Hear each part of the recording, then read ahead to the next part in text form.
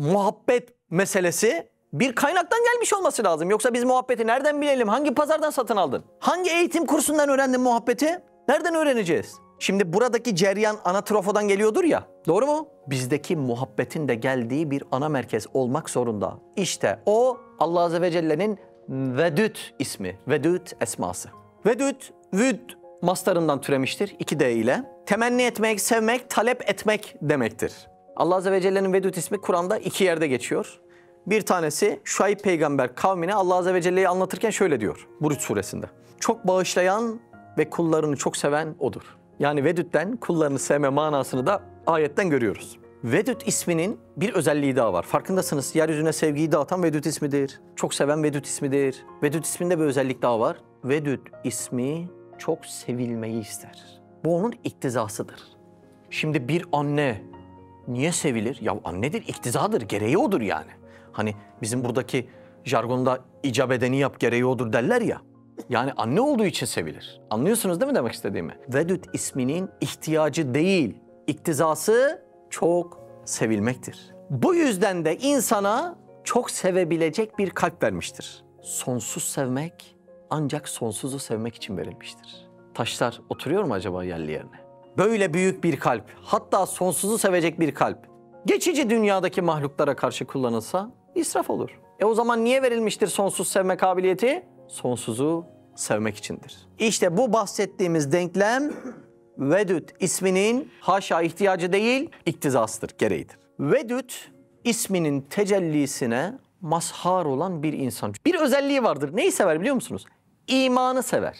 Şimdi bir insan imanı severse, bir sinede iman varsa o adamı otomatik sever mi? Sever. O yüzden müminlerin birbirini sevmesi farzdır. Bu Vedud isminin tecellisidir. Ama biz birini severken iman kriterini, yani dominant sebep olarak imanı köşeye attık. Maalesef günümüz Müslümanı bu şekilde. Sevmek için imanın dışındaki sebepleri referans yaptık. Bizim için birini sevmenin sebebi ne oldu? Irk oldu, kabile oldu, parti oldu, mezhep oldu, meşrep oldu, makam oldu, servet oldu. Neden iman yetmiyor? Çünkü senin kalbine iman yeterli ölçüde girmemiş. Girseydi sen de Vedud isminin gereği olarak imanı olanları arayacaktın, bulacaktın, onları sevecektin.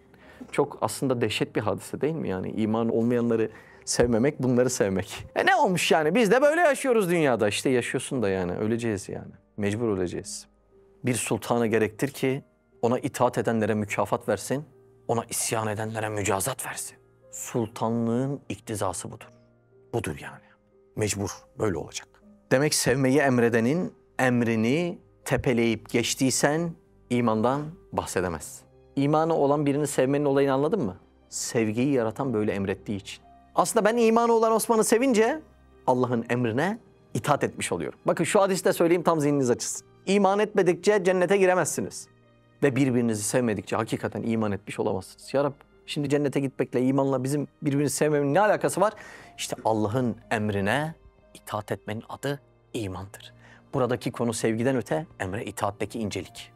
Görüyor musunuz? Zaten bu dersleri emre itaatteki inceliği anlayanlar aklın içtihatına güvenenlerden daha fazla keşfedecektir. Kısır aklının içtihatlarına, bencelere değil de burada tecrübe edilmiş emre itaatteki inceliklere dayananlar buradan karlı çıkacaktır. Vedud ismi gereği Allah Azze ve Celle'yi seven nasıl sevmeli? Allah'ın hem Celal isimlerini hem de Cemal isimlerini sevmeli. Allah'ın Cemal esması insanı Davut ve Süleyman peygamberler gibi sultan eder. Allah Azze ve Celle'nin Celal esması insanı Zekeriya ve Yahya peygamberler gibi kurban eder. Şimdi sultan olmak başarı da kurban olmak başarı değil mi? Hayır, öyle olur mu? Haşa, değil mi? O da başarı, o da başarı. O anın vacibi hangi esma açıldıysa o esmanın gereğini yapmak başarıdır. Çok önemli mesele değil mi? Yoksa bazı noktalarda şehit olan, zulüm gören, hayatını devreden insanlar haşa hepsi başarısız diyeceksin. Olur mu? O esmanın gereğini o an yapan başarılıdır. O anın vacibi kurban olmaktır. Dişini sıkar sabredersin. O anın vacibi sultan olmaktır. Her şeye şükredersin. Şükretmek sabretmekten çok daha büyük bir imtihan. Çünkü sabredenin bir kapısı var, mecbur sabredeceksin. Şükredenin bir sürü kapısı var. Onların fani olduğunu göreceksin de köşeye atacaksın da Allah'ı seçeceksin. Ah çok zor, çok zor, çok zor. Ahmet Amiş Efendi, Fatih Türbedarı şöyle söylüyor. Kalbinde almasıyla vermesi eşit değilse adam olamamışsın. Nasıl cümle? Ya. Şimdi mesela bazı noktalardaki fırsatları hayatında bir kez eline geçecek gibi değerlendiren insanlar var. Bir iş geliyor, o işe öyle bir sarılıyor ki hiç acaba ben burada Allah için yürüyebilir miyim hiç düşünmüyor. Diyor ki Allah bunu bir kez verdi bir daha veremez diyor. Bu adam olamamış. Hadid suresinde bu konuyla ilgili bir ayet var. Hadid 23. Kaybettiklerinize üzülmeyesiniz. Ayet diyormuş ha bunu. Kaybettiğine üzülmeyeceğim. İşte merkezde sonsuz olduğunu anlasak üzülmeyeceğiz ama yok. Taptığımız şeyler mi değişik nedir? Ve onun size verdikleriyle şımarmayasınız diye böyle yapmıştır. Allah kendini beğenen, böbürlenen hiç kimseyi sevmez. Ayetteki inceliği gördünüz değil mi? Ya işte bu noktada insanların Allah'a muhabbet mertebesine göre duaları da farklı oluyormuş biliyor musun Yunus? Şöyle oluyormuş. Tüccarın duası sevdiğinden ister. Ebrarın duası sevdiğini ister. Mukarrebinin duası sevdiğinin iradesine rağm olmuştur. Sen benim için ne istiyorsan ben de onu istiyorum. Çok zordur ha. Çok zordur. Başına her gelen şeyde acı dahi duysan şöyle bir tebessüm edip ben mektubu okuyabildim ya Rab diyeceksin. Zordur. Hele bu zaman insanı kafasında mutlaka bir matematik kuruyor. Ben bunu istiyorum, bunu istiyorum, bunu istiyorum. Bu böyle olursa ben de böyle yaparım. Celaleddin Harzamşah dersini hatırlayın olur mu? Sen Allah'ı şartlı seviyorsun demektir. Kafandakiler olmazsa bu yol yok demiş oluyorsun. Bunu diyene bu yol zaten yoktur. Şu an muhabbetin zıttını anlatıyorum yani. Bir aşıkın huzurundan nasıl kovulursun onu da bahsediyorum arada. Yakalıyorsunuz değil mi onları da? Şimdi Vedüd ismini anlattık. O zaman bunun fiilini de anlatmamız lazım. Vedüd isminin fiili meveddettir. Meveddet, Vedüd ismiyle aynı kökten gelir. 2 tane D harfi var yan yana.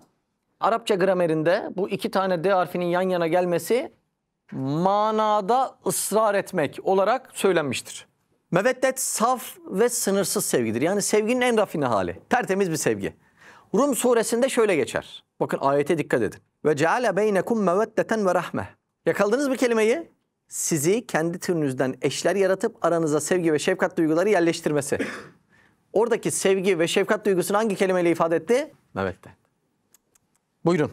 İsmi Subhanehu. 33. söz 26. pencere. Üstad Hazretleri 33. sözde 33 farklı pencereden ama farklı farklı pencereden Allah'ı tanıtmış. Hani onu tanımadan muhabbet yoktu ya. Bak tanımak böyle. Sorsanıza birisine Allah'ı bana tanıt diye. 3 cümle çıkıyor mu? Burada 33 pencere var. Allah Allah. Bugünkü pencereyi açtığımızda kainata yayılmış muhabbeti göreceğiz. Kainata yayılmış aşkı göreceğiz. Kainata yayılmış cezbeyi, birbirlerine çekim oluşturmayı göreceğiz. Ve anlayacağız ki hepsinin altında Allah'ın muhabbeti Vedud ismi varmış. Allah Allah. Anladınız değil mi? Bugünkü pencereden nasip buymuş. Buyurun devam edelim. Haşiye, şu pencere umumi değil. Ehli kalp ve ehli muhabbete hususiyeti var. Yani bu dersi herkes anlayamaz. Kim anlar? Kalp ehli anlar, muhabbet ehli anlar. Evet, şimdi dersin bir hususiyeti var fark ettiyseniz.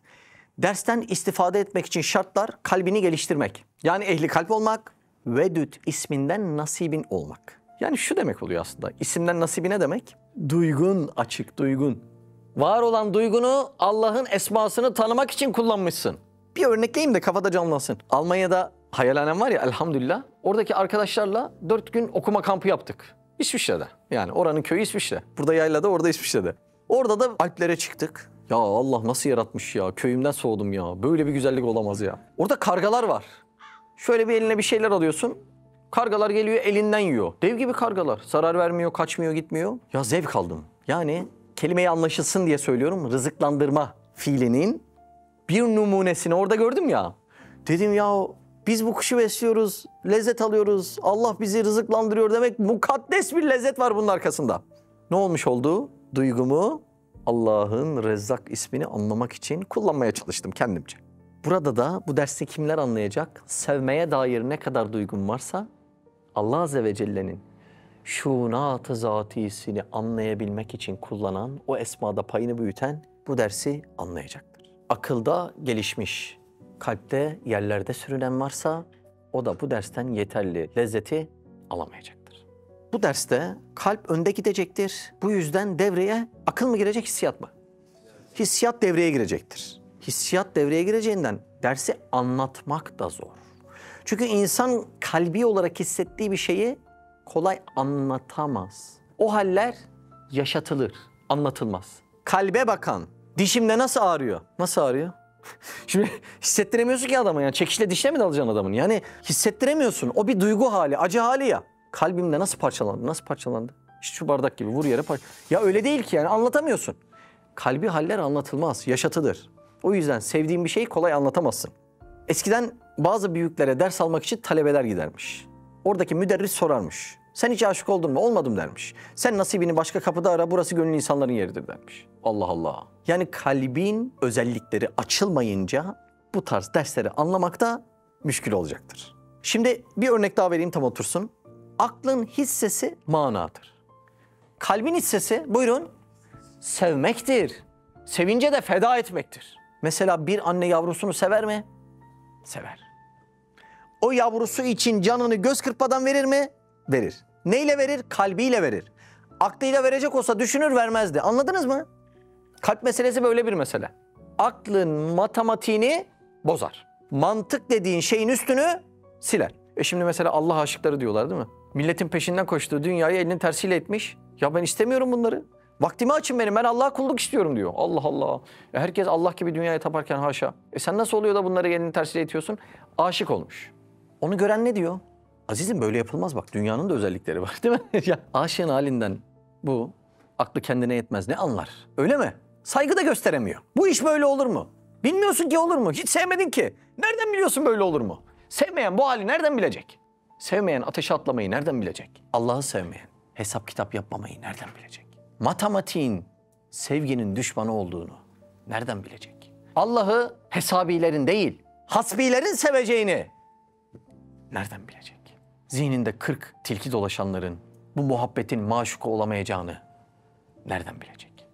Ya dersin perdeli olmasının sebeplerini anlatıyorum. Allah gibi başka şeyleri sevenler maalesef pek anlayamayacak. Yine bir ufak anekdot girmem lazım. Bu tarz meseleleri birine bahsettiğimde, daha geçen yine yaşadım da bir yakınımla. Hocam dedi, insan bunları düşüne düşüne kafayı yer dedi. Tam tersi. Kafayı yiyenlerin hepsi bunları düşünmeye kafayı yedi. Niye? Cümleye dikkat edelim. Allah bu kafayı bunları düşünmek için vermiş. Şimdi bakın, bizim altın tartabilecek kadar ince terazide duygularımız var. Sürekli dünyanın kömürlerini tarttık, bunu bozduk. Bizim bir cerrahın ince ameliyat yapabilecek keskinlikte, neşter hükmünde duygularımız var. Bununla da odunu kestik, neşteri de bozduk. Altın tartan teraziyi bozdun. İncecik şeyleri kesebilen neşteri de bozdun.